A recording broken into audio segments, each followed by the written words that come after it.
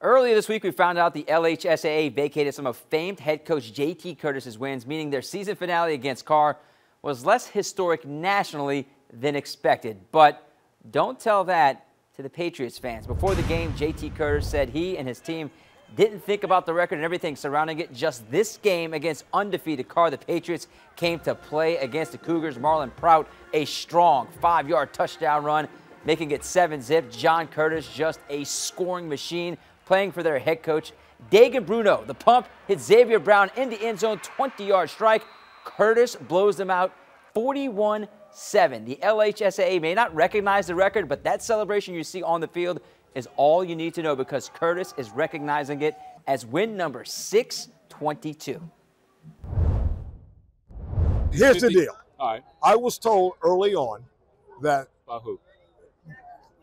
people of authority that it was the school's loss, not the person's loss. Right. I've heard that before. I'm not crazy about that philosophy, and I'll have more to say about that at the end of the season. You know, the bottom line is that this goes back to 1970, man. 69 and we didn't win one. But a lot of those guys were on that team, were part of that 70 win.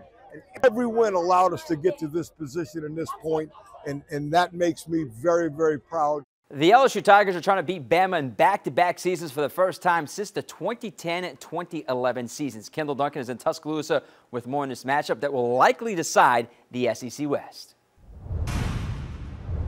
1 year ago in Baton Rouge, the LSU-Alabama overtime thriller was one for the ages. The Tigers clinched the SEC West, and they handed Nick Saban his first loss in Tiger Stadium since 2010. But now the question is, can the Tigers repeat against the Tide here in Tuscaloosa? In order to do that, they'll need a Heisman moment from Jaden Daniels. But that's not far-fetched, because he's been playing like a Heisman contender, orchestrating the Tigers' offense to perfection. LSU is currently the #1 scoring offense and #1 total offense in the country. And if you go back to a year ago, Daniels' performance was a major factor in the Tigers' upset over the Tide. In fact, when asked how much Daniels has grown and improved in 365 days, well, here's Nick Saban. Well, he killed us last year, so, I mean, guys was a really, really good player last year. He's a really, really good player now. You know, they execute their offenses, you know, to perfection.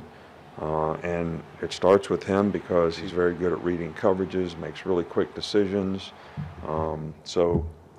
All those things were evident last year, I think, by the way he played, and I think he's probably even better, you know, now because he has even more experience and knowledge in the offense, and they've got really good players around him. Now, we've talked a lot about Jaden Daniels and the high-powered LSU offense, but this game really could come down to the LSU defense and their ability to get stops. And with the Tigers down 3 cornerbacks, a lot of responsibility falls on the LSU defensive line.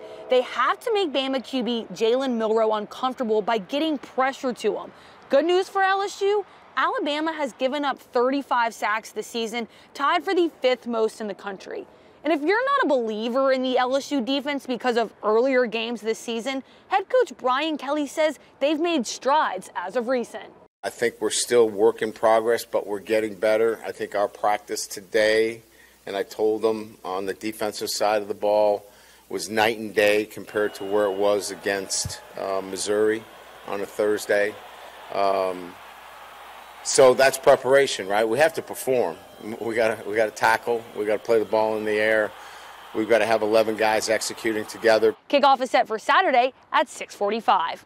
Reporting in Tuscaloosa, Kendall Duncan, WDSU News. So, good news, bad news for the Pels game tonight in the blender against the Hawks. Good news first, the Pels are 4-1 and Zion is back in the lineup. The bad news, Brandon Ingram is still questionable with right knee tendonitis. If Ingram misses the game tonight, it will be the 4th straight game he misses. Not missing a game against the Hawks or many games in general, C.J. McCollum, a true warrior for this team. He played 37 minutes Wednesday, dropping 29 points in the win over OKC. Then came back the next night to score 33 points in a win over the Pistons. He's just a guy who always wants to be in the lineup. I have a small window of time to play this game that I love, this game that I've played since I was a kid, and a lot of us, you know, play for free and would play for free, right? So I have a small window to maximize the talents that God has given me, so I try to maximize them every day. I try to be the best version of myself every day and get the most out of my talent, and while I can play, I want to play, right? Like, this is fun for me. It's an escape from everything else that you have to deal with in life. I practice, I work on my game, I sacrifice so much to play in games, so why would I not want to play in the game, right? So that's my mentality, that's my approach. I get paid handsomely to show up and perform and be ready, and I try to pride myself on doing that. And one day I won't be able to, and that's when I'll stop and I'll go do something else. And don't forget, you get a City Edition beanie for tonight's game against the Hawks. That'll do it for your sports. We'll see you right back here later on today.